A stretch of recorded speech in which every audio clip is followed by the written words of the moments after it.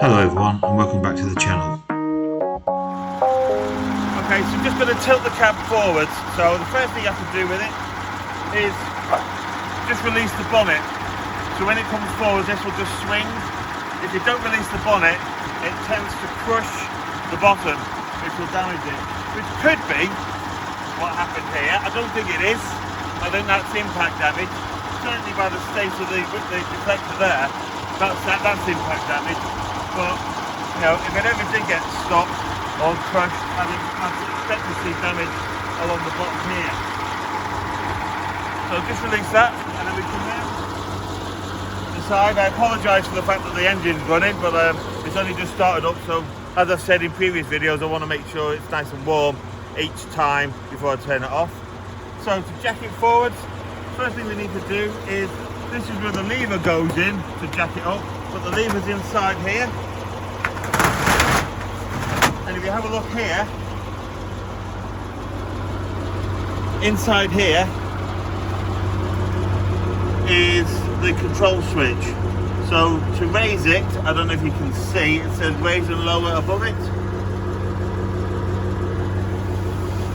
So what we do is we just twist it over to raise, so it's now in the raise position.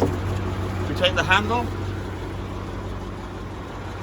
we locate the handle on the jack, and we just crank away. And initially it looks like nothing's happening. You can see the cab's not moving. But slowly, as it builds up pressure, it gets a bit harder on the handle, and you can see the cab is beginning to lift.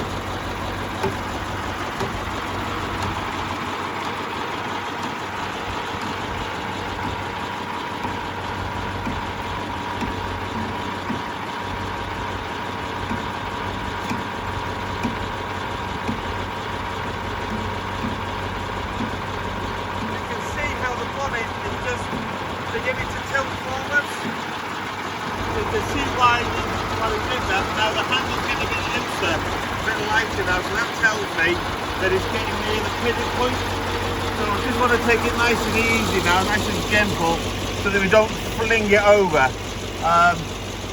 I've secured everything inside the cab, so nothing goes through the windscreen, which again is another consideration.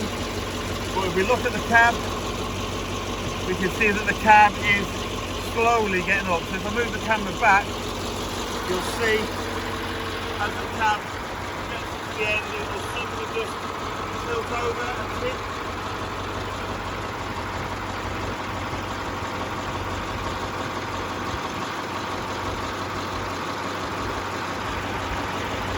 And you might have just seen, it suddenly just went forward a little bit faster. Okay, so now it's at full tilt. One thing you never do, I've been told, is you never work underneath the cab without some kind of prop in place. Now I'm not working underneath here today, all I'm doing is just taking a couple of pictures, so I'm not going to prop it. But what I do need to get myself, I've got some metal poles etc which I'll use, and I'll need to get myself a metal pole or something that I can put in place across here. Okay, so I'll prop in here somewhere and up against the bodywork somewhere, just in here, just so that it doesn't ever accidentally come back on me. So that's just something else for you to see. Thank you very much. Okay, so the cab is now tilted open, and here's the engine. Here's the beast. So it's a Perkins engine. I do know the whole spec of the engine, but I can't remember it off the top of my head now. Perkins engine, only done 24,000 miles, so for an engine of that kind of size and that kind of power and quality, 24,000 miles is nothing.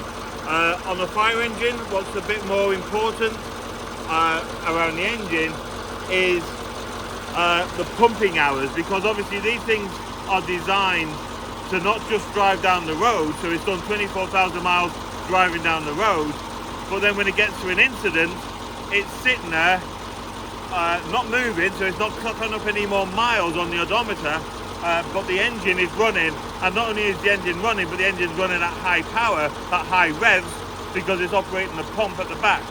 So the pumping hours are important as well.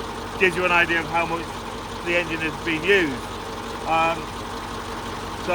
But actually the engine is in really good order. What I am going to be doing, the reason I've tilted it forward, is to get photographs of the oil filters, because I need to get some new oil filters for it, because I'm going to do an oil change on it, because it probably hasn't had an oil change in several years, and that needs to be done. Likewise, one of the things we're going to be doing is testing the coolant to make sure there's coolant in it, because it's got a winter coming up, and what we don't want to do is if it ends up staying outside, which is hopefully not the plan is to try and get it inside somewhere, but if it ends up staying outside for winter, we need to make sure the thing doesn't freeze, because we don't want to do that, because that will just cause all sorts of issues.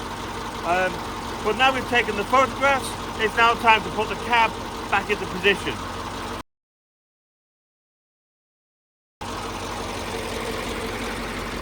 So to put it back in position is the reverse of what we did before. So we switched the switch over to the raised position before, which is where it is at the moment. So we need to turn the switch over to the lower position. Now it's pointing in lower. And now again, it's just a case of pumping it back in. So if we watch the cab,